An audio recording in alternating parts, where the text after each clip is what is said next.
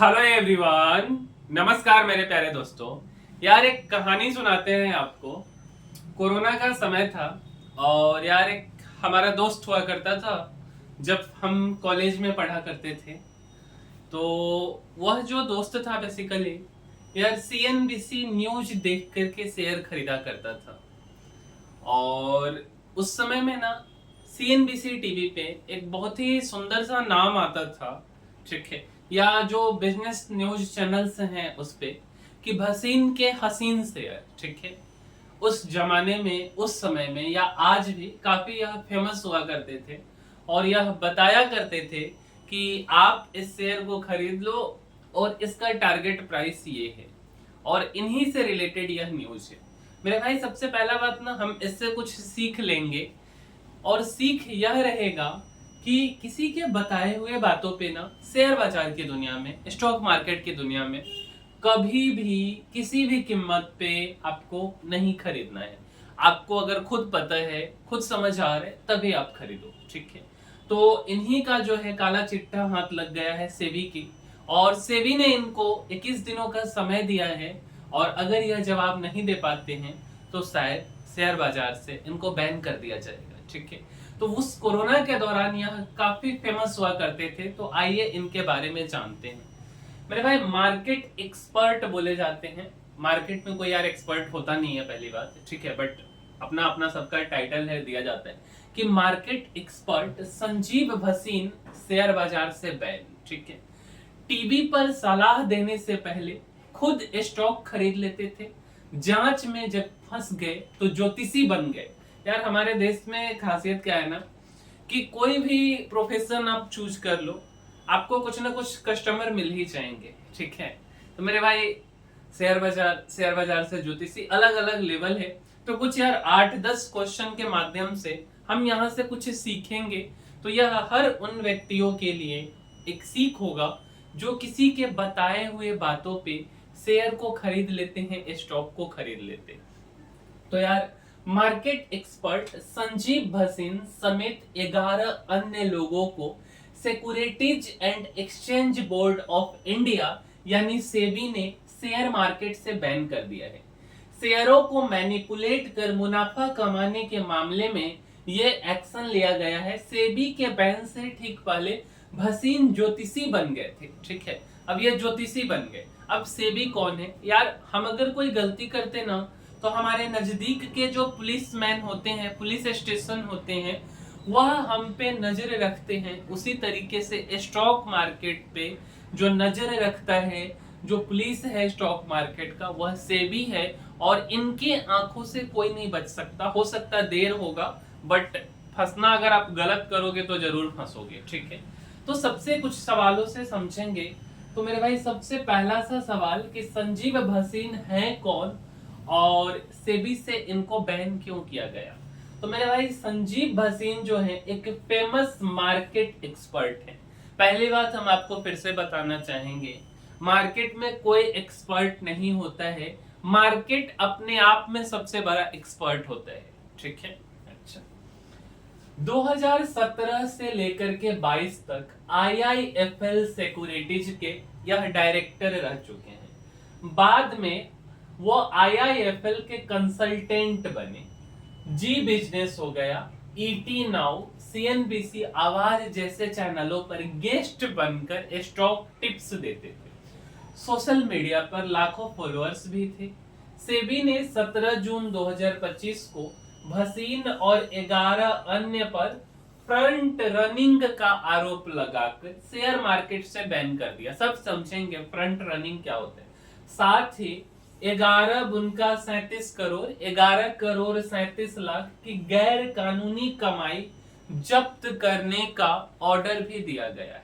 तो संजीव भसीन के बारे में आप जान गए होंगे। इसमें यार एक नाम आया है फ्रंट रनिंग के बारे में। तो यार हम आपको बताना चाहेंगे कि फ्रंट रनिंग एक्चुअल में क्या होता है और भसीन जी जो है इसमें गलत क्या किए। तो मेरे भाई, फ्रंट रनिंग हम उसे कहते हैं जब कोई इनसाइडर, क्या इनसाइडर या मार्केट इन्फ्लुएंसर पहले खुद स्टॉक को खरीद लेगा और उसके बाद पब्लिक को टीवी पर जाकर के बताएगा कि इस स्टॉक को खरीदो, इसका टारगेट प्राइस यह है। और इससे जब ज्यादा लोग खरीदने वाला हो जाएगा तो उस स्टॉक का कीमत बढ़ जाएगा, और उस समय में जिस एक्सपर्ट ने आपको बताया था कि इस स्टॉक को खरीदो, वह वहां से उस स्टॉक को बेच करके निकल जाएगा, और इसी को फ्रंट रनिंग कहा जाता है। ठीक है, अच्छा। और इसी माध्यम से इन्होंने 11 करोड़ 37 लाख रुपया कमाया है। ठीक है, एक मामला है 11 जनवरी 2022 का। ठीक है, संजीव भसीन ने जी बिजनेस पर लाइव L&T टेक्नोलॉजी सर्विसेज के शेयर खरीदने की सलाह दी, और सेबी ने पाया कि उन्होंने उसी दिन 3800 शेयर फ्यूचर्स कॉन्ट्रैक्ट के जरिए 5641 बुनका 8 प्रति शेयर के हिसाब से खरीद लिए थे। ब्रॉडकास्ट के तुरंत बाद उन्होंने यह पोजीशन 5677 बुनका 7.9 पर बेच दी, और उससे 1,36,000 रुपए का इन्होंने मुनाफा कमाया। 7 फरवरी 2024 को संजीव भसीन ने पराग मिल्क फूड्स का शेयर खरीदने की सलाह दी, और इसमें उन्होंने 210 से 210 रुपए के आसपास रेट बताया था, और 31 दिन में 300 रुपए का टारगेट दिया। सेबी ने पाया कि उन्होंने पहले ही HB स्टॉक होल्डिंग्स के जरिए 51,500 शेयर खरीद लिए थे, और उस दिन इन्हें 235 बुनका 45 पर बेच दिया, और इससे उनको 8,40,000 रुपया का मुनाफा हुआ। तो आप यह चीज समझ गए होंगे कि एक्चुअल में फ्रंट रनिंग क्या होता है। सिंपल भाषा में, हम पहले उस स्टॉक का बल्क मात्रा में खरीद लेंगे, फिर जाकर के एक ओपन प्लेटफॉर्म पे सलाह देंगे कि आप खरीदो, और जब आप लोग खरीदने लगोगे, स्टॉक का प्राइस बढ़ जाएगा तो मैं बेच करके बाहर निकल जाऊंगा। इसी को फ्रंट रनिंग कहा जाता है, जिसका आरोप संजीव भसीन जी पे लगा है। तीसरा, कि भसीन के साथ और कौन कौन शामिल है, तो भसीन जी के साथ में 12 लोग या कंपनी को आरोपी बनाया गया। सबसे मेन मास्टरमाइंड खिलाड़ी जो हैं वह संजीव भसीन जी हैं, जो सलाह देते थे और ट्रेड्स प्लान करते थे। एक ललित भसीन है जो कि संजीव जी के कजिन हैं, और ये इनको ट्रेड में मदद किया करते थे। आशीष कपूर जी जो RRB मास्टर सिक्योरिटीज के MD, जिन्होंने ट्रेडिंग इंफ्रा बना दिया है। ठीक है, डीलर्स राजीव कपूर, जगत सिंह हो गए, प्रवीण गुप्ता और उनकी पत्नी बबीता गुप्ता ने ट्रेड्स को एग्जीक्यूट किए। कंपनियां जैसे Venus portfolio, Gemini portfolio, HB stock holdings, Leo portfolio, इन सब ने मिलकर भसीन को सलाह से पहले ट्रेड्स किए और मुनाफा कमाया है। ठीक है, चौथा क्वेश्चन, सेबी को इसका भनक कैसे लगा? तो मेरे भाई, सितंबर अक्टूबर 2023 में सेबी को 3 शिकायत मिला। शिकायत क्या मिला कि भसीन स्टॉक मार्केट में गड़बड़ कर रहे हैं, और इसके बाद सेबी ने जनवरी 2020 से जून 2024 तक की जांच शुरू की, और जब जांच शुरू हुआ तो 13-14 जून 2024 को NCR में कई जगहों पर सर्च और सीजर ऑपरेशन चलाया गया। इसमें व्हाट्सएप चैट्स, ऑडियो रिकॉर्डिंग्स और कॉल डेटा मिला, जो भसीन के धोखाधड़ी को साबित करते हैं। और यहां से पता चला कि जो भसीन जी हैं वह RRB मास्टर सिक्योरिटीज नाम के ब्रोकर के जरिए ट्रेड्स करवाते थे। ठीक है, उनके कजिन जो ललित भसीन और आशीष कपूर है, वह भी इस फ्रॉड में साथ दिए हैं इनका। पांचवा सवाल है कि सेबी ने भसीन और बाकियों के खिलाफ एक्शन क्या लिया है? तो सेबी 149 पेज का इंटरिम ऑर्डर जारी किया, जिसमें भसीन और उनके साथ 12 लोगों को शेयर मार्केट से बैन कर दिया है। 11 करोड़ 37 लाख गैर कानूनी कमाई जब्त करने का आदेश दिया।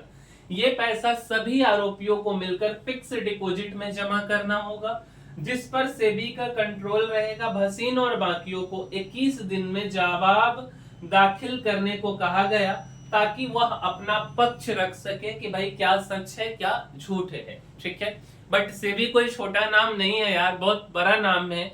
अगर किसी के ऊपर कोई आरोप लगता है तो बहुत कुछ जांच करने के बाद लगाया जाता है, उसका जवाब देना डिफिकल्ट हो जाता है। छठा सवाल, भसीन जी का करियर कैसा रहा? तो मेरे भाई, भसीन एक मार्केट में बड़ा नाम, तभी इनका हसीन शेयर आया करता था। 2017 से 2022 में IIFL सिक्योरिटीज में डायरेक्टर और उसी के बाद 22 से 24 में कंसल्टेंट रहे। इससे पहले डच बैंक, HB ग्रुप में डायरेक्टर थे। अक्टूबर 2023 से ET नाउ और ET नाउ स्वदेश के साथ उनका एक्सक्लूसिव कॉन्ट्रैक्ट था। उनकी टीवी अपीयरेंस और सोशल मीडिया प्रेजेंस की वजह से लाखों लोग उनकी सलाह मानते थे, और जिसमें से एक हमारा दोस्त भी हुआ करता था। ठीक है, अब वो क्या खरीदा क्या नहीं खरीदा मुझे नहीं पता, बट यार उसको हमेशा हम देखते थे कि संजीव भसीन जी को वह दोस्त आइडियल माना करता था। क्या खरीदा मुझे नहीं पता इसके बारे में, बट यार हमने उन्हीं से इनका नाम सुना है।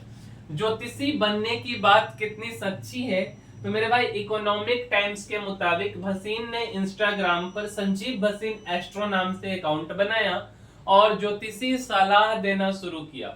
वो कुंडली, ग्रह नक्षत्र और लाइफ प्रॉब्लम्स के सॉल्यूशंस की बातें कर रहे थे। यह सब सेबी की जांच के दौरान हुआ। शायद सेबी की जांच से बचने के लिए या किस लिए किया पता नहीं, बट यार एस्ट्रोलॉजर अब ये बन गए थे। 8वां सवाल कि अब भसीन का क्या होगा। तो सेबी ने जो ऑर्डर दिया है वह ऑर्डर अस्थायी है। 21 दिन में इनको जवाब देना है, और सेबी इस जवाब से संतुष्ट नहीं होते हैं तो भैया भसीन जी को परमानेंटली शेयर बाजार से बैन कर दिया जाएगा। 9वां सवाल, इन्वेस्टर्स के लिए क्या सबक है। मुख्य रूप से यार यही चीज तो हमें जानना था कि इस केस से इन्वेस्टर्स के लिए बड़ा लेसन यह है कि टीवी, सोशल मीडिया टिप्स जो भी लोग दे रहे हैं मार्केट एक्सपर्ट बन करके, आप आंख बंद करके उनकी सलाह को मान लेते हो। मेरे भाई यह काम आपको बिल्कुल नहीं करना है।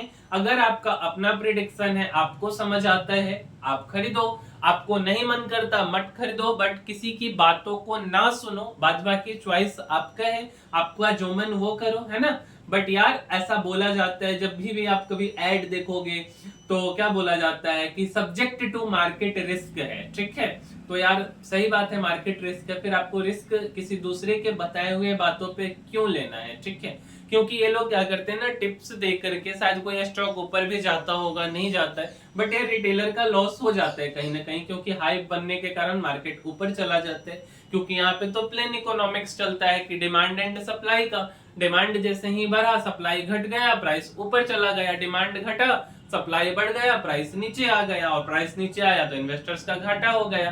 10वां सवाल यह है कि IIFL ने भसीन के बैन पर क्या कहा।